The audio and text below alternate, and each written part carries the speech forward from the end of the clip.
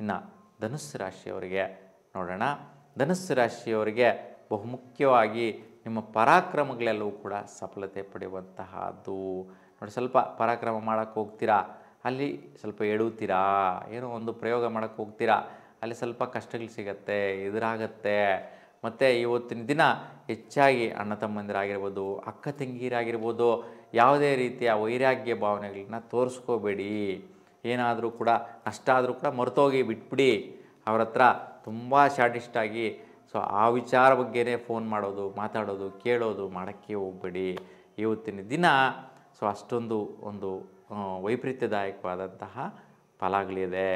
ಏಕೆಂತಂದರೆ ಧನುಸ್ಸು ರಾಶಿಯವರಿಗೆ ಭಾತೃಕಾರಕ ಸ್ಥಾನದಲ್ಲಿ ಅಶುಭದಾಯಕವಾದ ಫಲ ಅಂತೇಳಿ ಹೇಳ್ಬೋದು. ಏಕೆಂದರೆ ಅಣ್ಣ ತಮ್ಮಂದ್ರ ಮಧ್ಯೆ ಹೊಡೆದಾಟ ಬಡ್ಬೋದು, ಗಲಾಟೆಗಳು ಬರ್ಬೋದು. ನಾವು ನೋಡ್ತಾ ಇರ್ತೀವಿ ಟಿ ವಿ ಚಾನಲ್ಗಳಲ್ಲಿ ಅಣ್ಣ ತಮ್ಮಂದ್ರ ಮಧ್ಯೆ ಗಲಾಟೆ ಆಯಿತು, ಆಸ್ತಿಗೋಸ್ಕರ ಗಲಾಟೆ ಮಾಡಿಕೊಂಡ್ರು, ಯಾವುದೋ ಒಂದು ಟ್ಯಾಕ್ಟ್ರಿಗೋಸ್ಕರ ಅಣ್ಣ ತಮ್ಮನ ಸಾಯಿಸಿಬಿಟ್ಟ. ಈ ರೀತಿಯ ಎಲ್ಲ ಒಂದು ವಿಚಾರಗಳು ನಾವು ನೋಡ್ತಾ ಇರ್ತೀವಿ. ಯಾಕೆ ಬೇಕು ಅವೆಲ್ಲ? ಅಂತಹ ಸ್ಥಿತಿ ಬರುವುದು ಈ ಥರ ದಿನಗಳಲ್ಲೇ. ಏಕೆಂದರೆ ಗೋಚಾರದಲ್ಲಿ ಗ್ರಹಗಳು ಆ ಒಂದು ನೆಗೆಟಿವ್ ಎನರ್ಜಿನ ಪಾಸ್ ಮಾಡುತ್ತೆ. ಅವಾಗ ಯಾವುದೋ ಒಂದು ಸಣ್ಣ ವಿಚಾರ ದೊಡ್ಡದಾಗತ್ತೆ, ಆ ದೊಡ್ಡ ವಿಚಾರ ಪ್ರಾಣಾಂತಿಕವಾಗಿ ಹಲ್ಲೆಗಳು ಮಾಡ್ಕೊಳ್ಳೋ ಸ್ಥಿತಿಗೆ ಹೊರಟೋಗ್ತೀರಾ.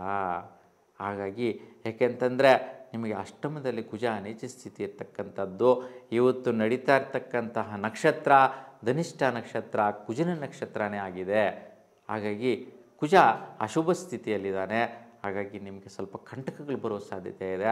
ಧನುಸ್ಸು ರಾಶಿಯವರು ತುಂಬಾ ಜಾಗೃತಿಯಿಂದ ವಹಿಸಬೇಕು.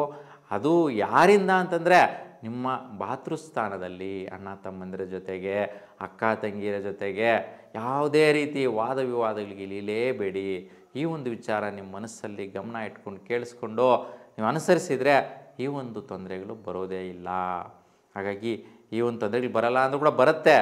ಆದರೆ ಏನು ಮಾಡಬೇಕಪ್ಪ ಪರಿಹಾರ ಅಂತಂದರೆ ನೋಡಿ, ಮನೆಯಲ್ಲೇ ನೀವು 9 ತಂಬಿಟ್ಟಿನ ದೀಪವನ್ನು ತುಪ್ಪದಲ್ಲಿ ತೊಗರಿ ಧಾನ್ಯದ ಮೇಲೆ ಇಟ್ಟು ಬೆಳಗಿಸೋದ್ರಿಂದ ಸುಬ್ರಹ್ಮಣ್ಯ ಸ್ವಾಮಿಗೆ ಶ್ರೇಷ್ಠವಾದ ಫಲ ಸಿಗುತ್ತೆ. ಹಾಗೆ ಸುಬ್ರಹ್ಮಣ್ಯ ಸ್ವಾಮಿನ ಧ್ಯಾನ ಮಾಡ್ಕೊಳ್ಳಿ, ನೆನೆಸ್ಕೊಳ್ಳಿ. ನೀವು 9 ಬಾರಿ ಓಂ ಸುಬ್ರಹ್ಮಣ್ಯೇಶ್ವರ ಸ್ವಾಮಿ ದೇವಾಯ ನಮಃ ಅಂತೇಳ್ಬಿಟ್ಟು ಪ್ರಾರ್ಥನೆ ಮಾಡ್ಕೊಳ್ಳಿ. 9 ದೀಪಗಳನ್ನು ಬೆಳಗಿಸಿ, ನಿಮಗೆ ಶ್ರೇಷ್ಠವಾದ ಫಲ ಸಿಗುತ್ತೆ.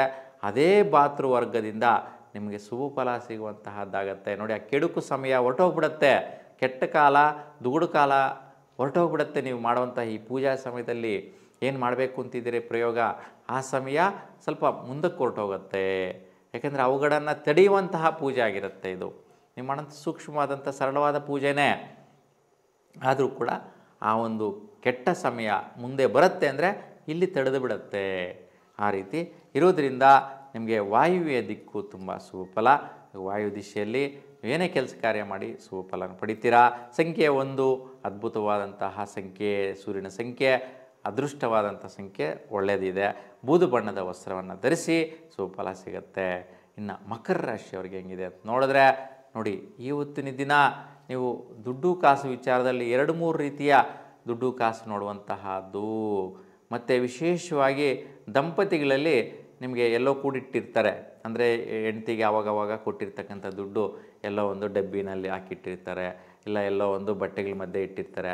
ಸಡನ್ನಾಗಿ ಆ ದುಡ್ಡು ಇವತ್ತು ನಿಮಗೆ ಗೋಚಾರಕ್ಕೆ ಬಂದುಬಿಡತ್ತೆ. ನೋಡಿ, ಆವಾಗ ಕೇಳ್ತೀರ ದುಡ್ಡು. ಅವರು ಹುಡುಕಾಡಿದಾಗ ಆ ಒಂದು ಕೂಡಿಟ್ಟಿರ್ತಕ್ಕಂಥ ದುಡ್ಡು ಸಿಗುವಂತಹ ಸಾಧ್ಯತೆ ಇದೆ. ಹಾಗಾಗಿ ಗಂಡ ಹೆಂಡತಿಯರ ಮಧ್ಯೆ ನೋಡಿ, ಯಾವಾಗಲೂ ಕೂಡಿಟ್ಟಿರ್ತಕ್ಕಂಥ ದುಡ್ಡು, ಅಗೋಚರವಾಗಿದ್ದಂತಹ ದುಡ್ಡು ಕಾಸು ನಿಮಗೆ ಗೋಚಾರ ಆಗಿಬಿಡುವಂತಹದ್ದಿದೆ. ನೋಡಿ, ಗಮನಿಸಬೇಕಾದ್ರೆ. ಹಾಗಾಗಿ ನಿಮ್ಮ ಮನೆಯಲ್ಲೇ ಸಿಗತ್ತೆ, ನಿಮ್ಮ ಹತ್ರನೇ ಇರುತ್ತೆ. ಹಾಗಾಗಿ ಒಬ್ಬರಿಂದ ಒಬ್ರಿಗೆ ಅನುಕೂಲ ಆಗುತ್ತೆ. ಹಾಗೆ ದಂಪತಿಗಳಿಗೆ ಒಬ್ಬರಿಂದ ಒಬ್ಬರಿಗೆ ಒಳಿತಾಗುವಂತಹದ್ದು, ದುಡ್ಡು ಕಾಸು ವ್ಯವಹಾರಕ್ಕೆ ಮುಂದಕ್ಕೆ ಹೋಗುವಂತಹದ್ದು ಇವು ನಡೆಯುತ್ತೆ. ಈ ಒಂದು ವಿಷಯದಲ್ಲಿ ಕೂಡ ಶುಭ ಫಲ ಇದೆ, ಯಾವುದೇ ರೀತಿ ವ್ಯತ್ಯಯಗಳು ಇಲ್ಲ.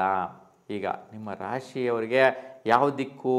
ಆಗ್ನೇಯ ದಿಕ್ಕು. ಆಗ್ನೇಯ ದಿಶೆಯಲ್ಲಿ ಏನೇ ಕೆಲಸ ಕಾರ್ಯಕ್ಕೆ ಓಡಾಡಿ ಪ್ರಯತ್ನ ಮಾಡಿ ಶುಭ ಫಲನ ಪಡಿತೀರಾ. ನಿಮಗೆ ಸಂಖ್ಯೆ 2 ಅದೃಷ್ಟ ಸಂಖ್ಯೆ ಆಗಿರುತ್ತೆ. ನಿಮಗೆ ಕನಕಪುಷ್ಯರಾಗ ಇವತ್ತು ವರ್ಣ ತುಂಬ ಶುಭ ಕೊಡುತ್ತೆ. ಹಾಗಾಗಿ ಈ ವರ್ಣದ ವಸ್ತ್ರಗಳನ್ನು ಧರಿಸಿ ಶುಭ ಫಲ ಸಿಗತ್ತೆ. ಇನ್ನು ಕುಂಭರಾಶಿಯವರಿಗೆ ಇವತ್ತಿನ ದಿನ ಒಂದು ರೀತಿ ತುಂಬಾ ಶ್ರೇಷ್ಠವಾದ ದಿನ ಅಂತೇಳಿ ಹೇಳ್ಬೋದು. ಸೊ ಏಕೆಂತಂದರೆ ಸ್ವಲ್ಪ ಮಿತ್ರರೆಲ್ಲ ಕೂಡ ದೂರ ಆಗಿರ್ತಾರಲ್ಲ, ಅಂತಹವರೆಲ್ಲ ಕೂಡ ಇವತ್ತು ಕ್ಷಮಾಪಣೆ ಕೇಳುವಂತಹದ್ದಾಗಿರುತ್ತೆ.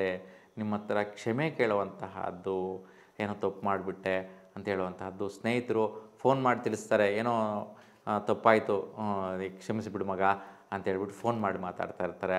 ಯಾಕೆ ಆ ಥರ ಬರುತ್ತೆ ಅಂತಂದರೆ, ಆ ಮಿತ್ರರಿಗೆ ಈ ಒಂದು ನಕ್ಷತ್ರದ ಬಲ ಹೋಗಿರುತ್ತೆ. ನೋಡಿ, ನೀನು ಸ್ನೇಹಿತನಿಗೆ ನೀನು ದ್ರೋಹ ಮಾಡ್ತಾ ಇದೀಯಾ, ಕೆಟ್ಟದ್ದು ಮಾಡ್ತಾ ಇದೀಯಾ, ವೈಷಮ್ಯ ತೋರಿಸ್ತಾ ಇದೆಯಾ, ಇದೆಲ್ಲ ಸರೋಗಲ್ಲ, ನೀನು ಅವನ ಹತ್ರ ಕ್ಷಮೆ ಕೇಳಿಬಿಡು, ಫ್ರೆಂಡ್ಶಿಪ್ ಮಾಡು, ಮುಂದುವರಿಸು, ಒಳ್ಳೆಯದಾಗತ್ತೆ ಅನ್ನೋ ರೀತಿಯಲ್ಲಿ ಅವ್ರ ಕಡೆಯಿಂದನೇ ಬರುತ್ತೆ ನಿಮಗೆ. ಹಾಗೆ ಸ್ನೇಹಿತರಿಂದ, ಸಹಚರರಿಂದ ನಿಮಗೆ ಒಳಿತಾಗುವಂತಹ ದಿನ. ಹಾಗಾಗಿ ಅವರೇ ನಿಮ್ಮ ಹತ್ರ ಬಂದು ಇವತ್ತು ಕೆಲವೊಂದು ಯೋಜನೆಗಳನ್ನ ಮಾಡ್ತಾರೆ, ಕೆಲವೊಂದು ಕೆಲಸ ಕಾರ್ಯಗಳನ್ನ ಮಾಡೋಣ, ಮುಂದುವರಿಸೋಣ, ಏನೋ ಒಂದು ಮಾಡಿ ಜೀವನದಲ್ಲಿ ಸಾಧಿಸೋಣ ಅನ್ನುವಂತಹ ಒಂದು ಮನೋಸ್ಥಿತಿಯ ಮಾತುಗಳು ನಿಮ್ಮೊಂದಿಗೆ ನಡೆಯುವಂತಹದ್ದು. ಅದು ಮಿತ್ರರಿಂದನೇ ಆಗುವಂತಹದ್ದಾಗಿರುತ್ತೆ. ಈ ವಿಚಾರದಲ್ಲಿ ಕೂಡ ಶುಭ ಫಲ ನೋಡ್ತೀರಾ. ಇನ್ನು ಇವತ್ತಿನ ದಿಕ್ಕು ಪೂರ್ವ ದಿಕ್ಕಾಗಿರುತ್ತೆ. ಈಗ ಪೂರ್ವದಲ್ಲಿ ತುಂಬ ಶುಭ ಫಲಗಳನ್ನ ನೋಡ್ತೀರಾ. ಸಂಖ್ಯೆ, ಅದೃಷ್ಟ ಸಂಖ್ಯೆ 3, ಗುರುವಿನ ಸಂಖ್ಯೆ ತುಂಬ ಶುಭ ಫಲ ಕೊಡುವಂಥ ಸಂಖ್ಯೆಯಾಗಿದೆ. ಇನ್ನು ವರ್ಣ ಬಂಗಾರದ ವರ್ಣ, ಹಾಗಾಗಿ ಬಂಗಾರದ ವರ್ಣದ ವಸ್ತ್ರಗಳನ್ನು ಧರಿಸಿ ಶುಭದಾಯಕವಾದ ಫಲನ ನೋಡ್ತೀರಾ. ಇನ್ನು ಕೊನೆಯದಾಗಿ ಮೀನ ರಾಶಿಯವರಿಗೆ ನೋಡಿ, ಮೀನ ರಾಶಿಯವರಿಗೆ ಸ್ವಲ್ಪ 2-3 ರೀತಿಯ ವ್ಯಯಾಂಶಗಳು, ಖರ್ಚುಗಳಿದೆ, ಲಾಸಸ್ ಇದೆ.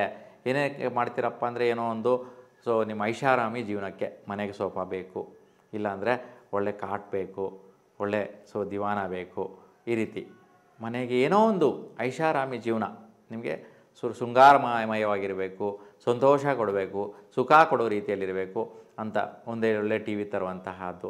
ಈ ರೀತಿ ಎಲೆಕ್ಟ್ರಾನಿಕ್ಸ್ ಐಟಮ್ಸ್ನ ಪರ್ಚೇಸ್ ಮಾಡುವಂತಹದ್ದು ಜಾಸ್ತಿ ಇರುತ್ತೆ.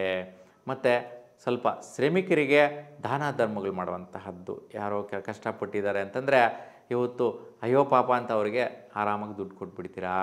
ಅಂತಹ ಮನೋಸ್ಥಿತಿ ನಿಮಗಾಗಿರುತ್ತೆ.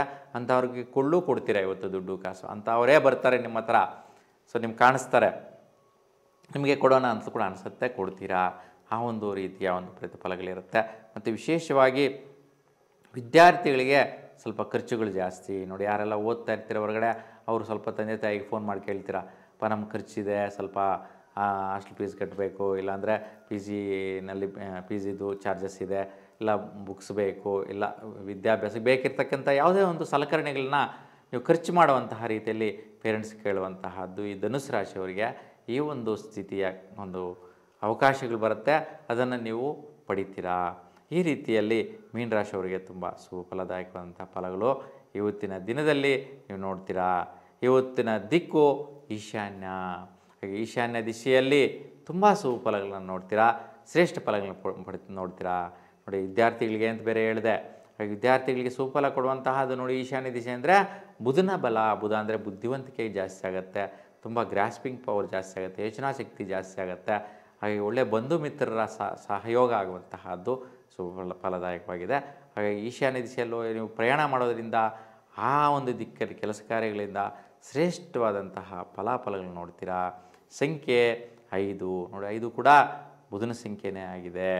ಹಾಗಾಗಿ ಇವತ್ತು ಕೆಂಪು ವರ್ಣದ ವಸ್ತ್ರಗಳನ್ನು ಧರಿಸೋದ್ರಿಂದ ನೀವು ಅಂದುಕೊಂಡಂತಹ ಕೆಲಸಗಳು ನಿರ್ವಿಘ್ನವಾಗಿ ಜಯಿಸುವಂತಹದ್ದು ತುಂಬ ಶುಭದಾಯಕವಾಗಿದೆ.